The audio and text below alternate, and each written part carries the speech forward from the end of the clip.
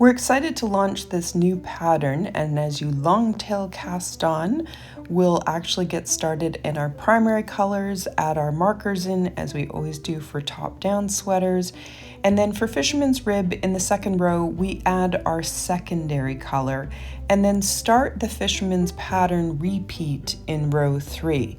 So we will work back and forth doing a 4-row repeat as we start off.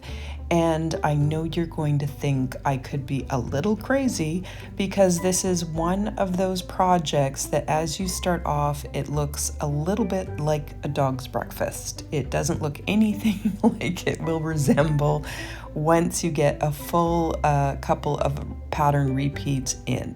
So just bear with us. I have listed out very detailed stitch counts and stitch notes in the first 9 rows to make sure you're off to a really good start. And by the time you get to row 9, the pattern really starts to emerge and it's very obvious what the actual prominent ribs are, which color you're working in. Again, this is going to be a reversible sweater, so I have picked curry orange for the front and a gray for the back for my prototypes, and then I donate those all off to ladies' shelters. I'm recommending a 4 needle for this pattern, but I did play around and this is an example of one that I did using a 5. I actually found, if we look at the gray ribs, there wasn't a huge difference for me on the prominent kind of ribs sticking out, but there was a bigger difference on how much of the secondary color comes through. And so again, whatever your preference is, just some examples here to show you. I was just thinking about different women, different bust lines, how it would stretch, how it would drape. And so my just personal preference was to go with the smaller needle. I thought that gave me a good balance between the primary and secondary color, but I can also see why people might love, depending on your color choices, a lot more of that secondary color to come through. So again, different color combinations are going to look and appeal to different people in different ways. So just whatever your preference is. I liked this yarn as well because I thought it was a pretty good yarn. I've used it for a number of different prototypes now. And if you were, picking a different yarn, I thought this was just a pretty good demonstration of a standard weight. This is a color combination I'm probably going to do for myself with the navy and raspberry.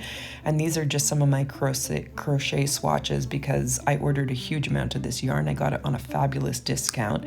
This is the cornflower blue, which you will have seen in other patterns that I've done. I'm doing again the prototypes in the gray and the orange, and then I'll donate them off. But just so you can see, it does come in quite a few different colors, and I found that my swatching, it kind of draped nicely, hung well as well. So it's got lots of choice. If you're interested in this yarn, again, I'll share when I do my navy and raspberry one personally, or I think you could easily find other yarns. Again, I'm allergic to wool, so this is one I like to work with, but feel free to choose one that you love as well. Again, the pattern is a pretty straightforward pattern, and we're working back and forth as we start off from the top down. For people who haven't done a lot of work in rib, I got a question of, yes, you do knit one below and purl one below for this pattern. It's a very straightforward pattern. Again, once you get to about row 9, you can so easily see the repeats. But you are always knitting and knit one below into the knit stitch above. Yes, purl one below into the purl stitch above. And again, keep that repeat going as we do the increases as well. So again, you'll be so comfortable by the time you get to row 9, you won't have any concerns. And once we're at row 37, we do then join at the neckline. We start working in the round. So instead of turning when you have your yarn, working yarn both on one side, or sliding when you have your yarn at different ends, you'll actually then convert it to a 2-row repeat if you're working in the round. And again, there's lots of great tutorial videos out there. The other question I get a lot, if you're not familiar with rib, is yes, you do absolutely have to add 2 stitches every time you do an increase in order, again, to keep that rib knit pattern in the repeat.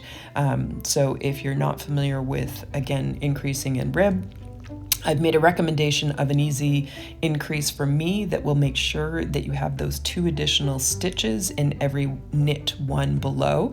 They're really also very visible. So as you flip the work and start again introducing the knit purl repeat in the next row, it's really, I'll show a shot of that, easy to see and find those stitches. Of course, the markers are helping when you're doing the increase because you've added the markers, and we're also doing increases at the neckline, so at the beginning and last stitch. So again, I've recommended a KFB, but those do kind of create little lumps, and so if your preference is a make one, instead do use whatever increase kind of method, because there we're just adding 1 additional stitch.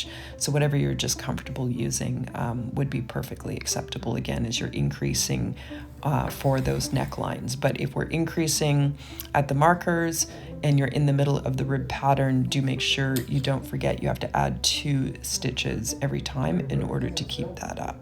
So again, wasn't the easiest kind of stitch to make into a sweater because of all the increases and making sure that I had all of the stitch counts worked out. So it took me a little bit of time to get organized, but we're looking forward to finishing off all the testing and being able to launch this out this fall. So I hope this video helped you get started.